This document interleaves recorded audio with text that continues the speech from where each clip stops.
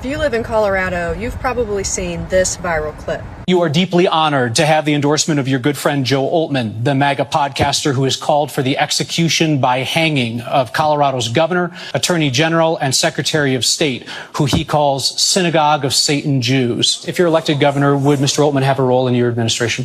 Assuming it's not around Jewish people, probably. Now, you might be asking yourself, why would the Republicans' top pick for Colorado's governor say that? And first off, it's funny. Secondly, why don't we just ask him?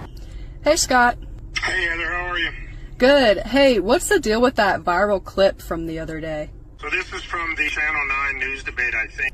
And I even saw that the Daily Show had picked this up. It was hilarious. This was my answer, I think, was pretty hilarious. But what the moderator was trying to do was to try to make me out to be some kind of like anti-Semite or something like that. And then also using another guy's name. Interesting, I have a very strong stance on Israel.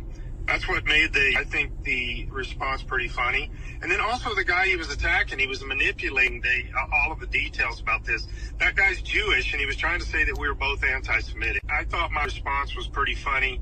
I'm very pro-Jewish. I love the people of Israel, and as a pastor, I even teach through the Jewish town. Yeah, I think people take things way too seriously, and they twist things too. But speaking of taking things too seriously, what do you think is the biggest mistake that politicians make when facing controversy? Oh, yeah, that's a good question. So this is kind of like the foundation of who I am anyway, is I think politicians try to spin things, say things a certain way, make it sound like they're not going to offend anybody or do something, and they're going to get votes if they say this right or lose votes if they don't. That's not the way I look at things. I'm always going to answer the way that I really believe. I'm going to always answer with truth.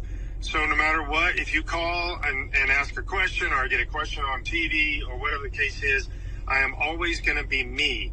Then you get to decide, do you want to vote for that or do you want to vote for somebody else?